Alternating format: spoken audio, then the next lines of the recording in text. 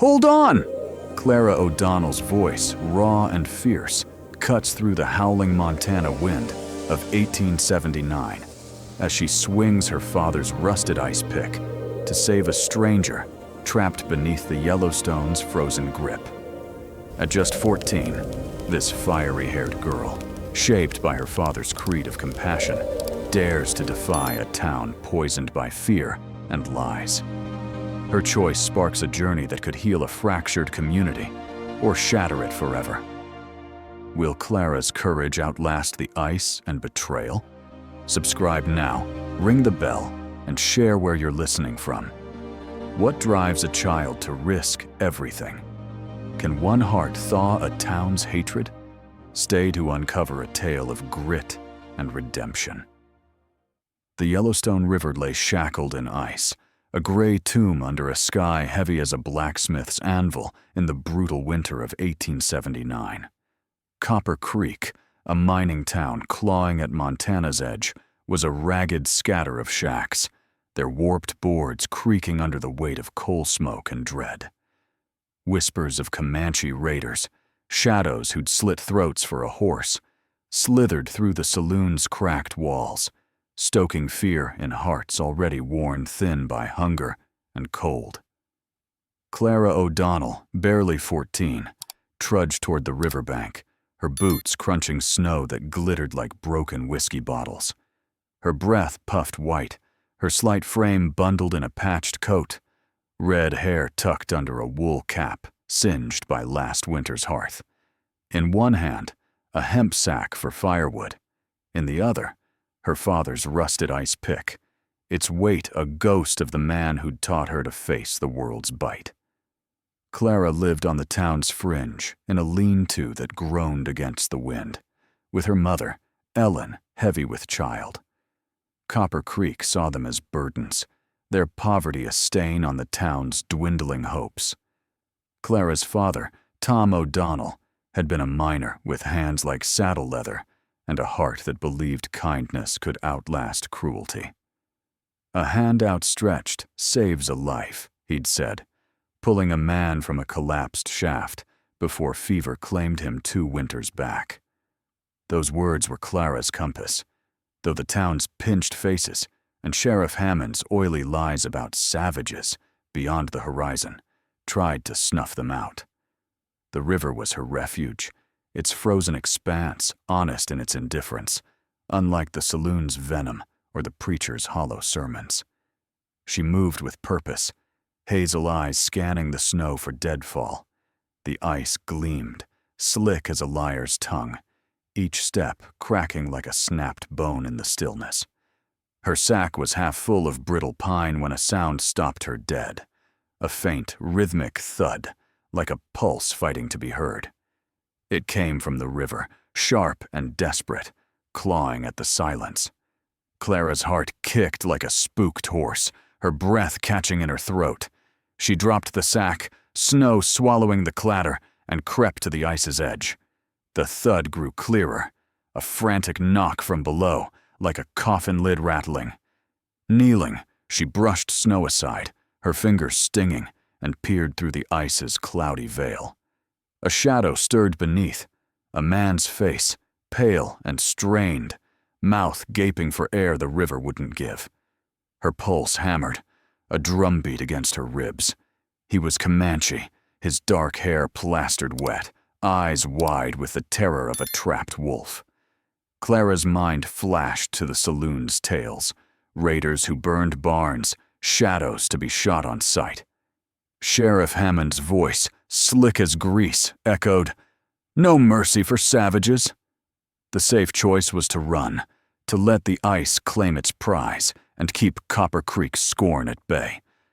But then she saw her father's face, his calloused hand hauling a miner to safety, his voice steady.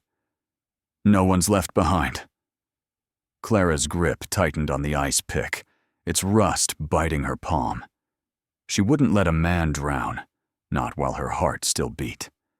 The ice was thick, a foot of frozen steel, and her arms were thin as fence wire.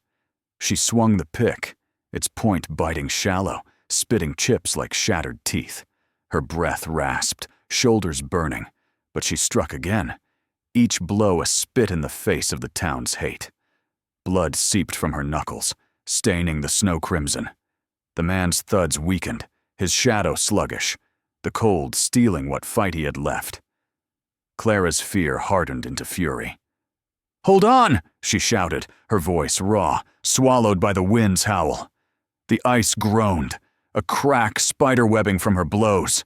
She drove the pick harder, her small frame heaving, until a slab broke free with a roar like a cannon shot.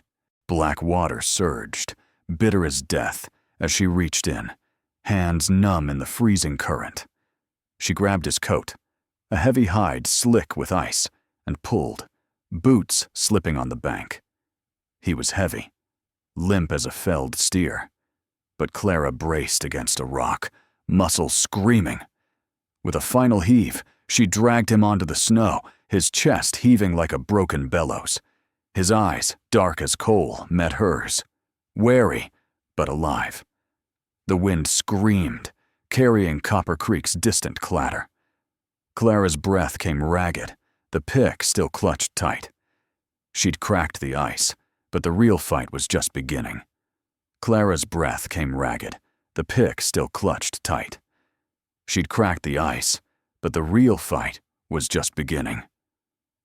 The man she'd pulled from the Yellowstone's frozen jaws lay sprawled in the snow, his chest heaving, eyes dark as coal and sharp with a wariness that sliced through the Montana cold of 1879. The wind howled like a pack of hungry coyotes, carrying the distant clatter of Copper Creek. Too close, too eager to judge. Clara's heart pounded, her knuckles bleeding into the frost, the weight of her choice heavy as a millstone. This wasn't just a man, he was Comanche, a spark that could ignite the town's hatred into a wildfire. She knelt beside him, the ice pick's rust flaking like dried blood in her palm. His hide coat, soaked and stiff with ice, clung to his frame, an eagle-carved token glinting at his throat like a star caught in the dawn's gray. Clara's mind churned with saloon tales, raiders who'd burn a barn for spite, shadows Sheriff Hammond swore deserved a noose. But this man, coughing wet and ragged, was no raider. His fight for breath was a plea, and her father's words rang clear as a bell. A hand outstretched saves a life. She'd broken the ice. Now she had to choose what came next. The riverbank was merciless, its snow-dusted rocks sharp as a betrayal. Clara's eyes flicked to the horizon, where Hammond's patrols might ride, their lanterns bobbing like vultures over a kill. If they found him, they'd drag him to town, or worse, leave him for the wolves. A cave by the river, its mouth hidden by frozen willows a half-mile off, flashed in her mind. A gamble, but safer than Copper Creek's venom. "Come on," she said, her voice low and steady, like a rope tossed to a drowning man. His eyes met hers, wary but alive, and he staggered to his feet, swaying like a wind-battered pine. Clara slung his arm over her shoulder, her small frame buckling under his weight. He was tall, his soaked coat heavy as a wet saddle, but she braced herself, boots sinking into the snow. The wind lashed her face, stinging like a whip as she half-dragged him toward the cave. Each step was a spit in the eye of the town's lies, a defiance of Hammond's oily voice calling for blood. The snow fell thicker, a white curtain that might hide their tracks or betray them to his dogs. Clara's breath burned, her hands raw, but she pushed on. The cave's dark promise a beacon in the blizzard. The willows clawed at them as they reached the cave's narrow mouth, a jagged scar in the riverbank's frozen hide.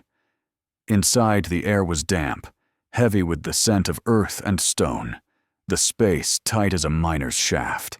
He sank against the wall, his coughs echoing like a hammer on an anvil, each one a reminder of the river's poison in his lungs. Clara dropped her sack of pine, its sticks spilling across the dirt floor.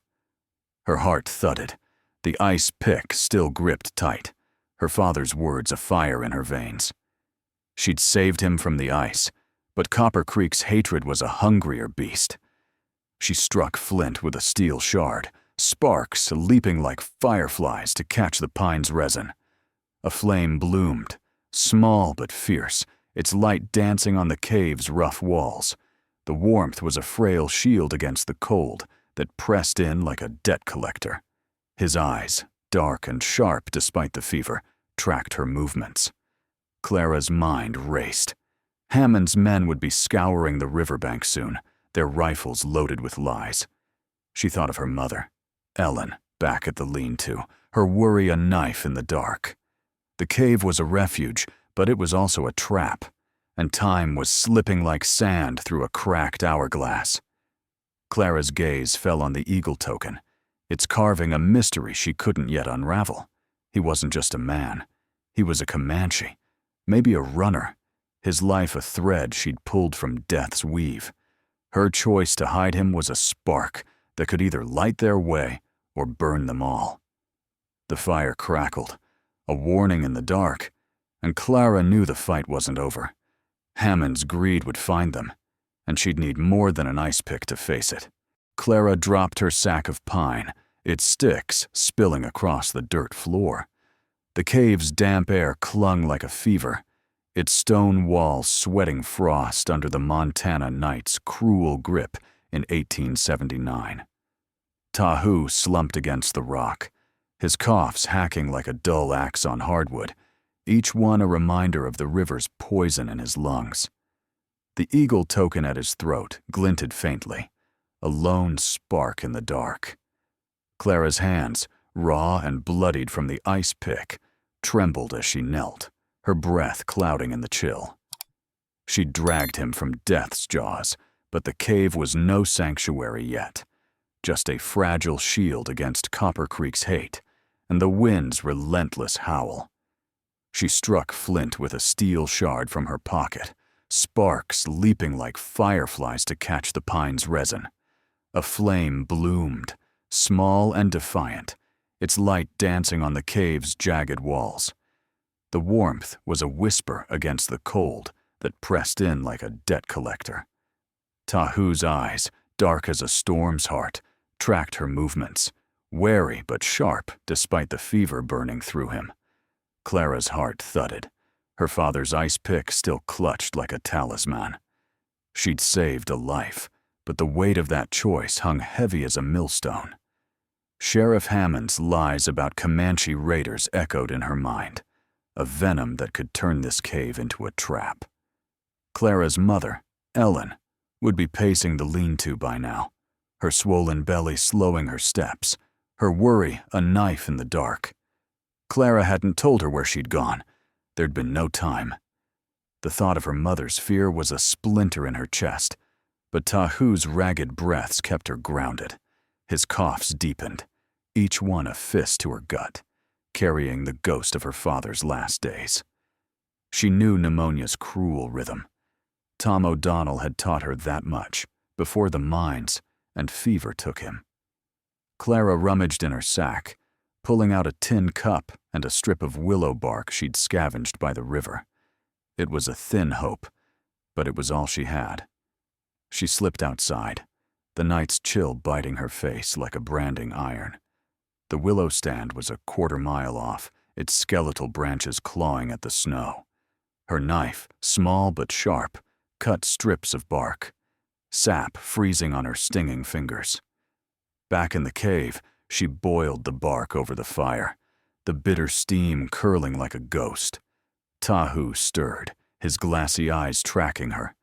She lifted the cup to his lips, her hand steady despite the weight of his gaze. "Drink," she said, her voice a thread, barely louder than the fire's crackle. He sipped, grimacing at the taste, but didn't pull away. The cave's wall seemed to close in, the fire's light a frail bulwark against the dark. Clara fed the flames, her eyes fixed on Tahu's chest, each rise a small victory. His cough softened, but the fever clung like damp earth. She didn't sleep, her mind a tangle of fear and defiance. Copper Creek loomed beyond the willows, its hatred a noose waiting to tighten. Sheriff Hammond's voice, oily and cold, was a poison in her memory, painting Tahu as a raider to justify his greed for Comanche land. But Tahu was no shadow, just a man, broken but breathing, his token a mystery she couldn't yet unravel. A shadow darkened the cave's mouth, and Clara's heart seized, her hand gripping the ice pick. But it was Ellen, her face pale as the snow, her shawl tight around her swollen frame. "Clara," she whispered, her voice cracking with relief and dread. Her eyes fell on Tahu, and fear flared, her hand clutching the cave's wall. "A Comanche? Here," she hissed, her words sharp as a blade. Clara stood, small but unyielding, the fire's glow catching her red hair like a spark. "He's no enemy, Ma. He's dying without us." Ellen's gaze wavered, torn between the town's tales and her daughter's fire. Tahu's cough broke the silence, and Ellen's shoulders sagged. She saw the man, not the myth. "Help me, Ma," Clara said, her voice steady as bedrock. Ellen hesitated, then knelt, her trembling hands taking the cup of willow tea. The cave held them, 2 women and a stranger, bound by a choice that could save or damn them all. Outside, the snow fell heavier, hiding their tracks, but Clara knew Hammond's greed would sniff them out. The fire flickered, a beacon in a world that wanted them snuffed out, and Clara's resolve hardened. She'd fight for this fragile sanctuary, no matter the cost. The fire flickered, a beacon in a world that wanted them snuffed out, and Clara's resolve hardened.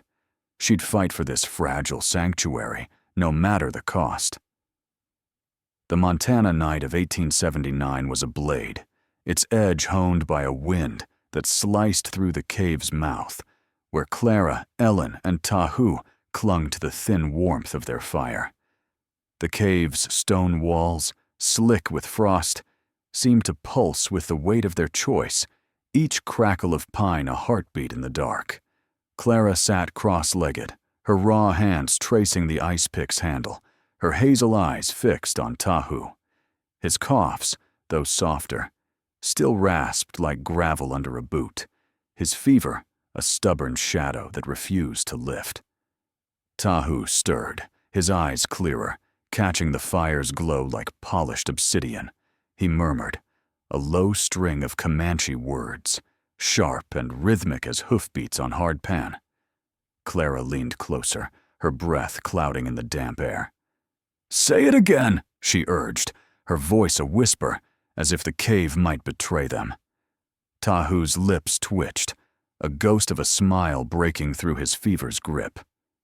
"Fire," he said, pointing to the flames, his English halting but deliberate. "Naisha." Clara echoed the word, her tongue clumsy but eager, tasting the strangeness of it. "Naisha," she repeated, and Tahu nodded, his gaze holding a flicker of gratitude that warmed her more than the fire. She pointed to the tin cup, its willow tea gone cold. "Water," she said, her voice steady despite the chill. Tahu tried it, the word rough as a dry creek bed. "Pah!" The exchange was a thread, fragile but stubborn, spun in the cave's dim heart. Ellen watched, her hand still, her fear thawing as Tahu's humanity took shape. Clara gestured to the cave's walls. "Stone," she said, and Tahu touched the ground, offering Tabe in return. Each word was a stone laid in a bridge between worlds, Copper Creek called enemies. Clara's chest tightened, not from fear, but from the weight of something new, a defiance of Sheriff Hammond's lies that painted Tahu as a raider to be hunted. The fire's crackle was their only companion, its light casting shadows that danced like ghosts of the mines her father once worked. Those stories, men finding common ground in the dark, their taps signaling through stone, kept Clara's heart steady. And if they move you, like they do me, Hit that subscribe button to keep tales like this alive, and share where you're listening from. We're in this together, holding fast against the dark. Clara's hands fed the flames, her mind sharp, knowing Hammond's greed would soon sniff out their tracks. The cave was a refuge, but it was also a cage, and time was a thief. Ellen's face, pale as the snow outside, softened as she watched Tahu sip more tea, his coughs easing. She hummed a faint hymn, a tether to the lean-to they'd left behind, her swollen belly casting a soft shadow. Clara handed her a strip of dried choke cherries, their tart bite a reminder of lean days. She tore a piece for Tahu, his fingers brushing hers, steady despite his weakness. The act was simple, but it bound them tighter than words. Tahu's voice, a low rasp, broke the silence. "Zaku," he said, touching his chest, then hers. Ellen's eyes widened, her whisper soft, but sure. "Friend." The word landed like a stone in still water, rippling through Clara's core. Tahu's eagle token gleamed, its carved lines a story Clara couldn't yet read. He wasn't just a man she'd saved. He was a runner, a peace-bearer, his mission tangled in the lies Hammond spun to steal Comanche land. Clara's jaw tightened, her father's words a fire in her veins. No one's left behind. She boiled more willow bark, the steam stinging her eyes, and lifted Tahu's head, her touch careful but sure. His eyes held hers, a storm's heart finding calm. The cave's walls seemed to lean in, their bond a spark that could either light their way or burn them all. Outside, the snow fell in thick curtains, muffling the world, but Clara felt the noose tightening. Hammond's men would scour the riverbank soon, their boots trampling the fragile peace of this cave. Ellen's hand rested on her belly, her voice low. "They'll come for us, girl." Clara nodded, her fingers tracing the ice pick's edge. The bridge they'd built with words was a start, but it wouldn't hold against rifles and greed. The fire popped, a warning in the dark, and Clara knew they couldn't stay. Survival demanded they move or fight before the snow betrayed them. The fire popped, a warning in the dark, and Clara knew they couldn't stay. Survival demanded they move or fight before the snow betrayed them. The Montana blizzard of 1879 roared like a wounded beast, its snow whipping across the Yellowstone's frozen banks, a white veil that both hid and hunted. Clara led the way, her boots sinking into drifts, as she guided Tahu and Ellen through the storm's merciless grip. The wind howled, stinging her face like 1,000 needles, her red hair plastered under her cap, now torn and frayed. Tahu, wrapped in Ellen's spare shawl, leaned on a gnarled stick, his coughs muffled by the gale, each step a battle against his fever's weight. Ellen trudged behind, her pregnant belly slowing her, her breath puffing in ragged clouds, her shawl flapping like a tattered flag. The river's edge was a blur, its ice buried under fresh snow, the world reduced to a blank, cruel sheet. Clara's eyes stung as she scanned for landmarks, a twisted pine, a boulder half submerged in the bank, clinging to the memory of the treaty line, a mile off, marked by whitewashed stones from a miner's forgotten promise. The storm was a traitor, erasing paths and turning hope into a gamble. Clara's heart pounded, her mind clawing at Sheriff Hammond's oily voice, rallying Copper Creek against savages. His posse would be out there, their lanterns cutting through the blizzard like vultures' eyes, drawn by the tracks they'd left in their haste. Tahu stumbled, his stick snapping under his weight, a crack sharp as a rifle shot. Clara caught his arm, her small frame straining against his bulk, her raw hands burning through the cold. "Keep moving," she said, her voice a blade slicing through the wind's scream. His eyes, dark and steady despite the fever, met hers, and he nodded, forcing himself upright. the eagle token at his throat glinting like a defiance.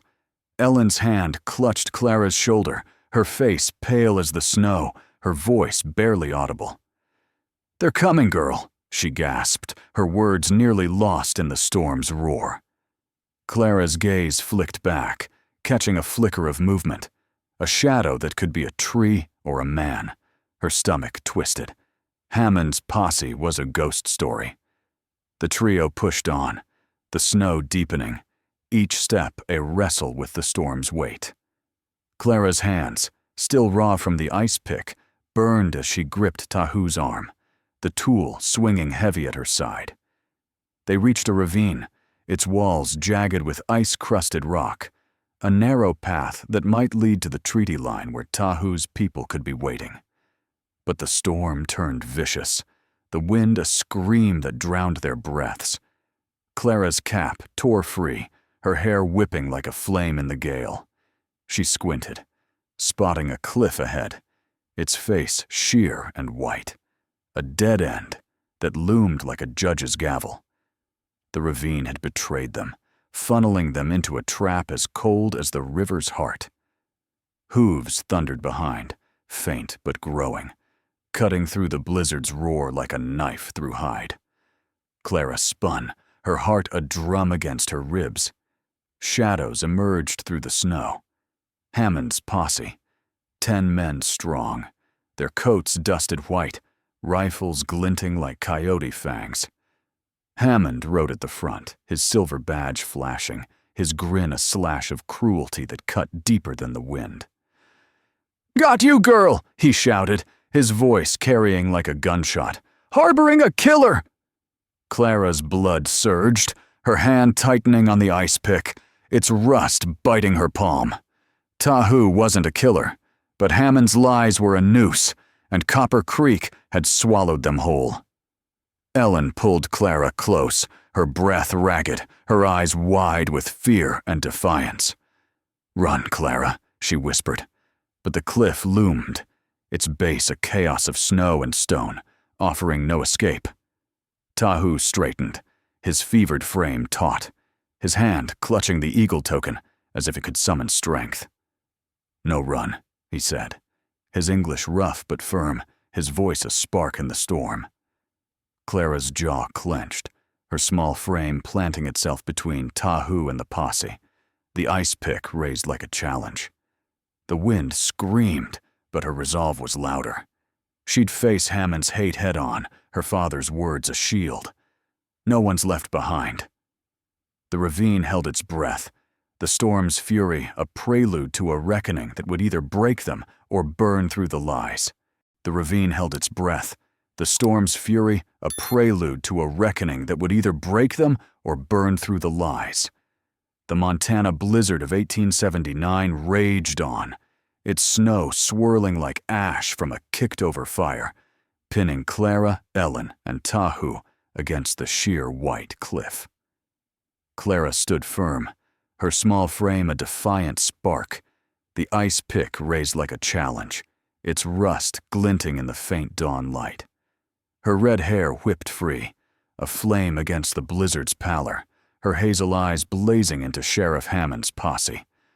10 men, their rifles gleaming like fangs, fanned out across the ravine, their coats dusted white, their breath clouding in the frigid air. Hammond, astride his horse, his badge a cold glint, leered with a cruelty sharper than the wind. "Harboring a killer, girl," Hammond's voice cut through the storm, a whip crack of accusation. "You'll swing for this?" His pistol gleamed, its barrel steady on Clara's chest, his grin a slash of venom. The posse's rifles wavered, some dipping as the men shifted, their boots crunching snow. Clara's heart pounded like a war drum, but she didn't flinch. Tahu, behind her, stood tall despite his fever, his eagle token clutched tight, his eyes dark and unyielding. Ellen clung to Clara's side, her pregnant belly a silent plea, her face pale but fierce. The cliff loomed, a judge's gavel of stone, offering no retreat, only judgment. Clara's voice rang out, sharp as a snapped rein. "He's no killer, Hammond. You're the liar, stirring hate for Comanche land." Her words, raw and true, sliced through the wind, landing like a spark on dry tinder. The posse stirred, murmurs rippling through their ranks. A grizzled miner, his beard flecked with frost, lowered his rifle, his eyes flicking to Ellen's swollen frame. "She's Tom's girl," he muttered, loud enough to carry, his voice heavy with the memory of Clara's father, who'd pulled him from a mine's jaws years back. Another man, young and weathered, shifted, his rifle sagging. Hammond's grin faltered, a crack in his control, his eyes darting like a cornered coyote. Tahu stepped forward, his frame weak, but his voice steady as bedrock. "I am Tahu, runner of the Numunu," he said, his English rough but clear, the eagle token raised like a banner. "No killer. I carry peace." The carving caught the dawn's gray light, its lines a story of trust, not blood. Clara's breath caught, her grip on the ice pick tightening. The posse's murmurs grew, doubt creeping like frost. A lanky miner, his face scarred from a dynamite blast, spoke up, his voice low but firm. "Jensen's barn wasn't Comanche work. I saw his lantern tip, Sheriff." The words hit like a stone through ice, shattering Hammond's lies. Hammond's face purpled, his pistol swinging toward Tahu. "Lies," he roared, his voice cracking like dry timber. "You're all traitors." His finger tightened, but Clara stepped closer, her ice pick gleaming, her small frame a wall of defiance. "You know the truth, Hammond," she said, her voice a blade. "You've been fleecing this town for your own greed." The posse's rifles dipped further, some men stepping back, their faces pale. The grizzled miner's eyes narrowed, his hand twitching toward his own weapon. Clara's stand stirred memories, her father's calm in chaos, his hands pulling men from darkness. The ravine's air thickened, the storm's howl fading as truth took root. A sudden hush fell, the wind dropping like a held breath. From the hills beyond the cliff, a low hum rose, a vibration deep as a drum. Clara's heart leaped, hooves echoed, not Hammond's, but steady and sure, a rhythm that spoke of resolve. Shadows moved on the ridge, a line of Comanche riders, 30 strong, their ponies cutting through the snow, eagle feathers flickering in the storm's last gusts. Their lances and rifles were steady, their silence heavier than the blizzard. Tahu raised his token higher, its carving a beacon. The posse froze, their bravado crumbling like dry clay. Hammond's pistol trembled, his control slipping through his fingers like sand.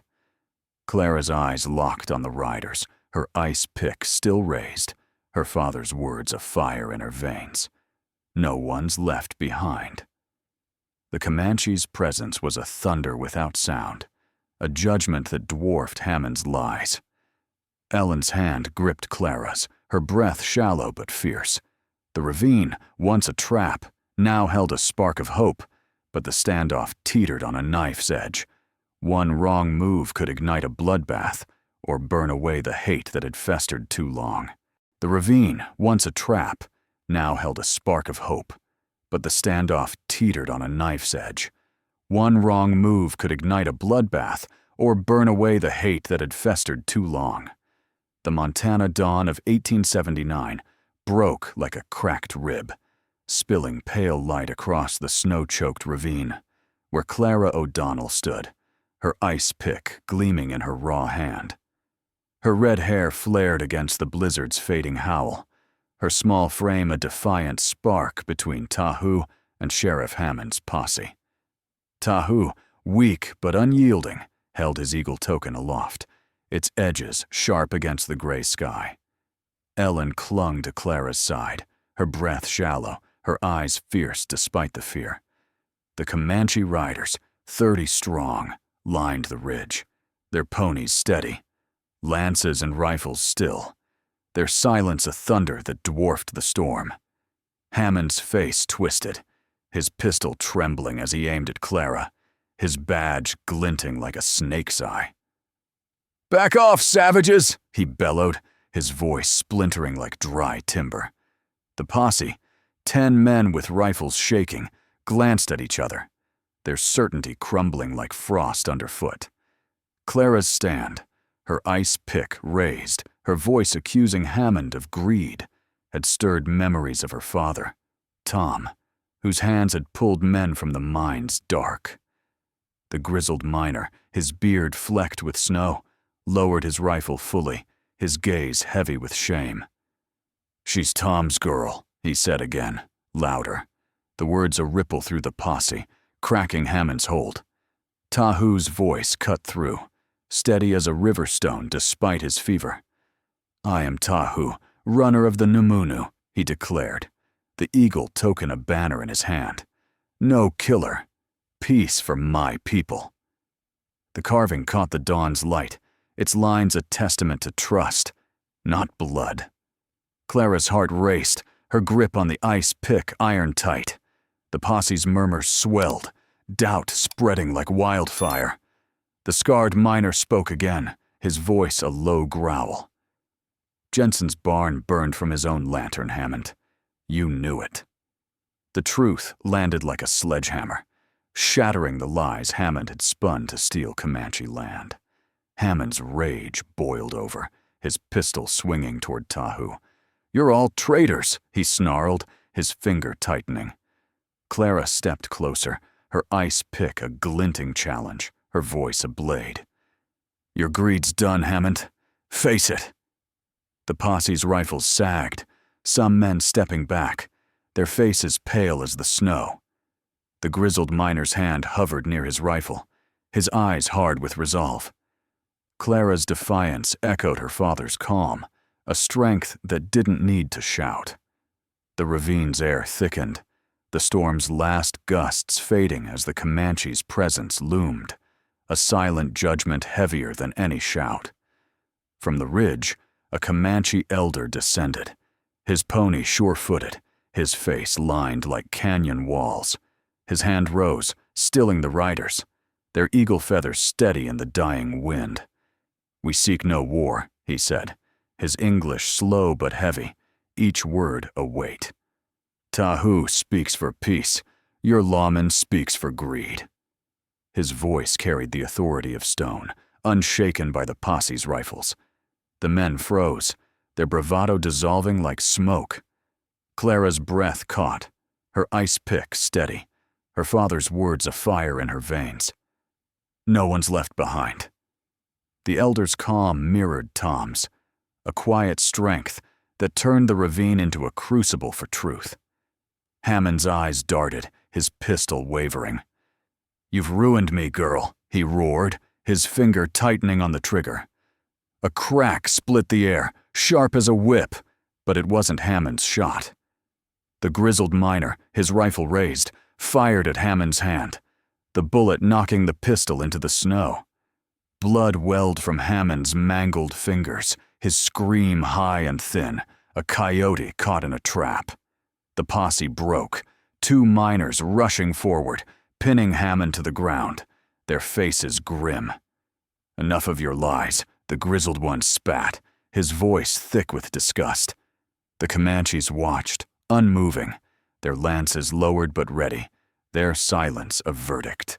Clara's heart pounded, her ice pick still raised, her eyes locked on the elder. Tahu stepped beside her, his fevered frame steady, his token gleaming. "Tsaku," he said, touching his chest, then hers. "Friend." The word was a bridge, built in the cave and now spanning the ravine. The elder nodded, his gaze warm as a signal fire. The posse's rifles dropped, their fight drained, the truth of Hammond's greed laid bare. The Comanches turned their ponies, ready to vanish into the hills, but their presence lingered, a promise of peace if Copper Creek could hold it. Clara stood tall, the ice pick heavy, the ravine no longer a trap, but a turning point, where truth could finally take root. Clara stood tall, the ice pick heavy, the ravine no longer a trap, but a turning point, where truth could finally take root. The Montana dawn of 1879 spilled pale light across the snow-choked ravine, its glow catching the blood on Sheriff Hammond's mangled hand, now pinned to the snow by his own men. The Comanche riders, their ponies steady on the ridge, watched in silence, their lances lowered, eagle feathers still as the storm's last flakes settled. Clara O'Donnell, her red hair a tangled flame, held her ice pick like a scepter, her hazel eyes fierce with a fire kindled by her father's creed. Tahu stood beside her, his fevered frame steady, the eagle token at his throat gleaming like a vow kept. Ellen, her breath shallow, gripped Clara's arm, her swollen belly a quiet testament to life enduring. The posse, their rifles now limp, stood frozen, their faces etched with shame and doubt. The grizzled miner, his voice rough as gravel, spat at Hammond's crumpled form. "Your lies bled us dry, Sheriff." His words were a brand, searing through the cold air, and the other men nodded, their eyes avoiding Hammond's. The scarred miner, his face a map of dynamite's wrath, kicked the fallen pistol deeper into the snow, its barrel useless as a broken spur. Hammond's screams had faded to a low whimper, his badge tarnished in the dawn's light, his greed exposed like a gutted fish. Tahu crossed to Clara, his steps slow but sure, his eyes warm as the caves lost fire. "Tsaku," he said, touching his chest, then hers. "Friend." He pressed a leather strip into her palm, its eagle carving rough under her fingers, a weight heavier than the ice pick. "Strong heart," he said, his voice a low rasp, steady despite the fever's grip. "When you need us, raise this. We will come." Clara's throat tightened, her fingers closing around the token, its edges sharp as the truth they'd fought for. The Comanche elder, still astride his pony, nodded, his lined face a map of wisdom, his gaze a signal fire promising alliance. The riders turned their ponies, their silhouettes fading into the hills, a signal fire curling smoke on the ridge like a whispered oath. The posse, their fight drained, bound Hammond's wrists with rope, his badge stripped and tossed into the snow like a spent cartridge. The grizzled miner met Clara's eyes, his nod heavy with respect. "Tom'd be proud, girl," he said, his voice thick, and Clara felt her father's shadow at her side, his words a steady pulse. "No one's left behind." The ravine, once a crucible of hate, now bore the scars of truth, its snow stained with the wreckage of lies. Clara and Ellen stood together, the wind's bite softened by the dawn's faint warmth. The treaty line, marked by whitewashed stones, lay just beyond, a fragile boundary that had held against Hammond's greed. Clara's hand tightened around the leather token, its carving a reminder of a bridge built with words and blood. Copper Creek lay ahead, its shacks waiting under a sky clearing to a brittle blue. The town wasn't the same, not after Clara's stand, not after the truth had burned through Hammond's venom. She wasn't just Tom's girl anymore. She was a spark that had kindled a reckoning, a light that could guide a town to rebuild. Ellen's hand rested on her belly, her eyes soft but resolute. "We'll make it, Clara," she said, her voice a thread of iron. Clara nodded, the ice pick heavy in her pocket, its rust a badge of her own. They turned toward Copper Creek, their boots crunching snow, each step a claim on a future they'd fought for. The signal fire's smoke lingered on the horizon, a promise that Tahu's people would remember Clara's courage. The ravine fell silent, its snow settling, the air clear of the storm's fury. Clara's heart, steady as her father's, carried the weight of the token and the hope of a town reborn, where one hand outstretched had shifted a world.